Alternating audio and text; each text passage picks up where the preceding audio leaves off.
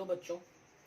आज हम लोग क्लास 5 का जो पहला लेसन पढ़ रहे थे रिप्रोडक्शन ऑफ प्लांट, उसका लेक्चर नंबर 6 लेकर के आए हैं। आज कल हम लोगों ने क्रॉप्स के बारे में पढ़ा था कि बड़े पैमाने पर इकोनॉमिकल प्रॉफिट के लिए हम लोग जो अगर किसी पौधे की खेती करते हैं तो उस बड़े पैमाने पर की गई खेती को हम फसल कहते हैं, क्रॉप कहते हैं। मैंने कल बताया था कि आप अपने घर में अगर किसी एक धान का पौधा या गेहूं का पौधा लगा देंगे तो उसे हम क्रॉप नहीं कह सकते हैं जब तक कि उसे बड़े पैमाने पर ना लगाया जाए, है ना, बड़ी संख्या में।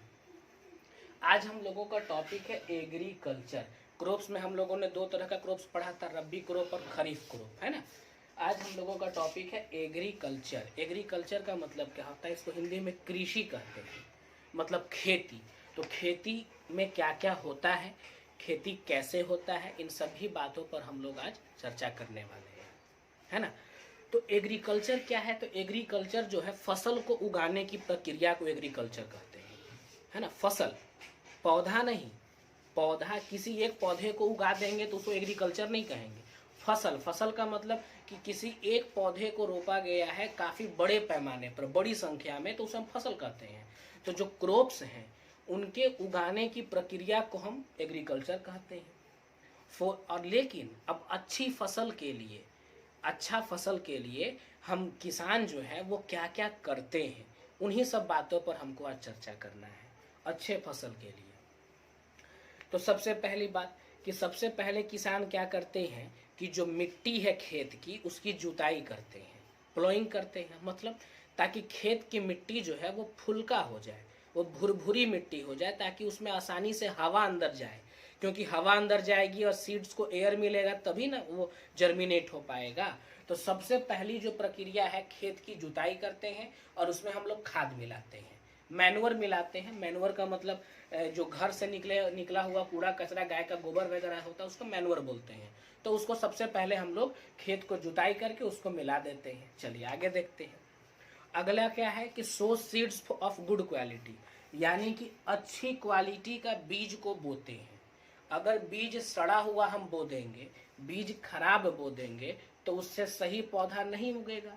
यानी कि मिट्टी को जब जुताई कर देते हैं, उसमें हम मैनुअर मिला देते हैं, उसके बाद हम एक अच्छी क्वालिटी का बीज को बोते हैं, क्योंकि अच्छी क्वालिटी का बीज रहेगा तभी जाकर के उससे एक बेहतर पौधा उग सकता है।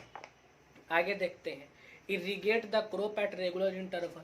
अब कौन सी हम फसल लगाए हैं, किस फसल को कितने पानी की जरूरत होती है वो हमको मालूम है ना। तो बराबर समय अंतराल पर, रेगुलर टाइम इंटरवल पर उस फसल को हम पानी भी देंगे। उसके पानी देने की प्रक्रिया को हम सिंचाई कहते हैं, इरिगेशन कहते हैं। तो अलग अलग फसल में अलग अलग पानी की मात्रा की जरूरत होती है। गेहूं है तो उसको कम पानी चाहिए, धान है तो उसको ज्यादा पानी चाहिए। यानी कि जैसा फसल है उसकी जरूरत के मुताबिक हम उसमें पानी देते हैं। आगे बढ़ते हैं। Remove weeds that grow in the field. अब जैसे कि खेत में आपने जब फसल बोया तो उसमें कुछ ऐसे भी पौधे हैं जो बिना मतलब के उग जाते हैं, उसको हम लोग वीड बोलते हैं, खरपतवार बोलते हैं, मतलब कि जंगली पौधा ऐसे ही बिना मतलब का। तो वैसे पौधों को खेत से हम लोगों को हटाना है, उखाड़ करके फेंकना है, क्योंकि अगर वैसे पौधे उग जाएंगे खेत में तो खेत की जो जमीन की मिट्टी में जो न्यूट्रिएंट्स हैं वो पौधे भी लेंगे, तो हमारा जो फसल है उसको न्यूट्रिशन की कमी हो जाएगी। इसीलिए जो खरपतवार उग जाता है उस खरपतवार को हम लोग निकाल करके फेंक देते हैं, उसको उखाड़ करके फेंक देते हैं, उसे वीड कहा जाता है। Spray pesticide to destroy plant pest, certain insect and fungi that destroy plant are called plant pest. समझिएगा। अब जानवरों में जब फसल तैयार हो जाती है तो फसल में बहुत तरह के कभी कभी कीड़े लग जाते हैं, जिसको हम लोग पेस्ट बोलते हैं, पेस्ट से। तो उन कीड़ों को मारने के लिए कीटनाशक दवा डाली जाती है। उस कीटनाशक दवा को पेस्टिसाइड कहते हैं या इंसेक्टिसाइड भी कहा जाता है। इंसेक्टिसाइड, तो उससे क्या होगा कि जो फसल है उसमें जो कीड़े मकोड़े लग जाते हैं जिसकी वजह से फसल को नुकसान पहुंचने वाला था, उन कीड़ों को हम लोगों ने मार दिया ताकि फसल को नुकसान ना हो, है ना। आगे बढ़ते हैं। Protect the crop from grazing animals. उसके बाद जब फसल तैयार हो जाए तो जो घास चरने वाले जानवर हैं उनसे खेत को बचाना होगा, वरना वो आपकी जो तैयार फसल है उसमें वो जानवर घुस जाएंगे तो पूरे फसल को वो चर जाएंगे, आपका नुकसान हो जाएगा। तो उससे बचाना भी आपका खेती का एक अभिन्न हिस्सा है। उसके बाद हार्वेस्ट स्टोर, मतलब जब फसल पूरी तरह से तैयार हो जाए तो सही समय पर फसल को हम लोग काट लेंगे, और सही समय पर जब फसल को काट लेंगे, जब फसल पूरी तरह से तैयार हो जाता है तो फसल को काट लेते हैं और फसल से अनाज को अलग करके उसको सही जगह पर स्टोर करते हैं, जमा करते हैं, खेत में छोड़ नहीं देंगे। बारिश आएगा, तूफान आएगा, आंधी आएगा तो फसल नुकसान हो जाएगा, बर्बाद हो जाएगा। तो सही समय पर फसल को काट करके उसको सही जगह पर स्टोर करते हैं, जमा कर देते हैं। तो ये आपकी पूरी प्रक्रिया हो गई एग्रीकल्चर की।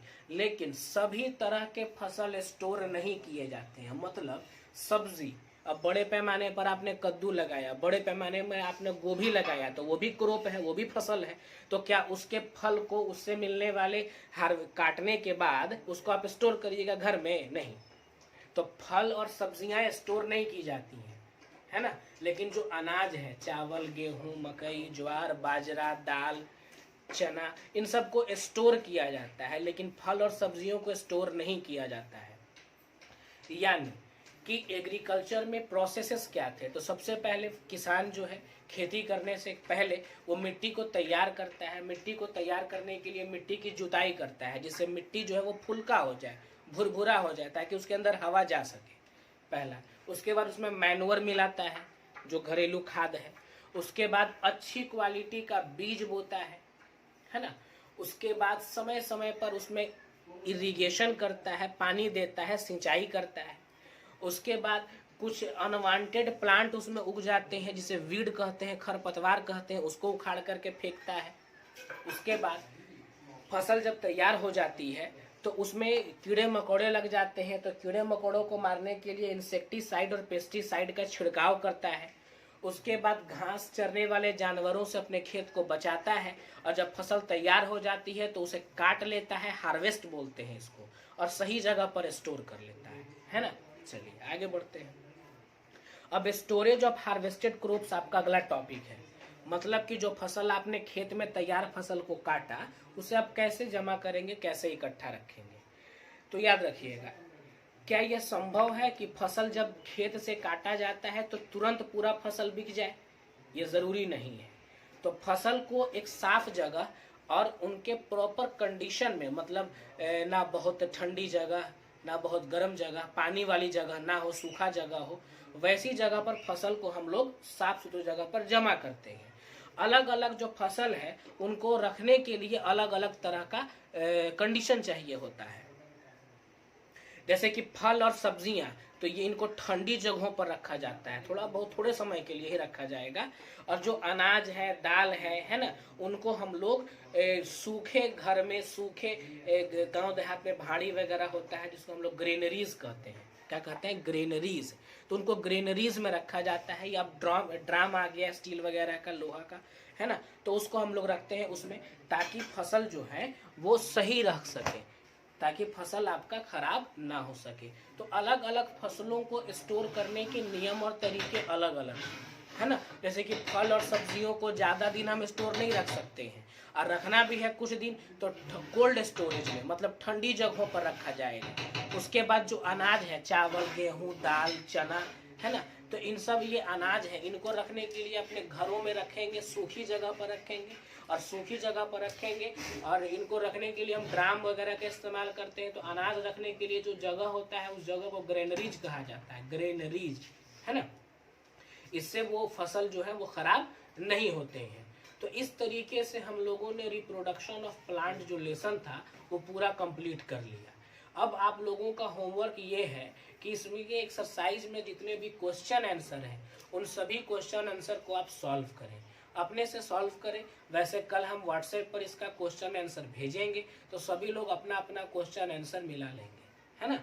तब सभी लोग कल व्हाट्सएप पर अपना अपना क्वेश्चन आंसर मिला लेंगे, जिनमें जो गलती होगी वो गलती को सुधार लेंगे, और जब सारी गलतियां को सुधार लेंगे तब वो एक नोट्स बनाएंगे, फेयर बनाएंगे, जिसमें एक नई कॉपी का इस्तेमाल करेंगे। उसमें आप साइंस ऊपर हेडिंग डाल दीजिएगा, और जो आपका एक्सरसाइज 1 है रिप्रोडक्शन ऑफ प्लांट, वो नाम लिख दीजिएगा, और उसमें जैसे जैसे क्वेश्चन बुक में दिया गया है वैसे वैसे क्वेश्चन को उतार करके उसका सॉल्यूशन और आंसर को आप मेंशन करेंगे। कल व्हाट्सएप पर आपको इस लेसन का पूरा क्वेश्चन आंसर मिल जाएगा। चलिए आज यहीं तक, दैट्स ऑल।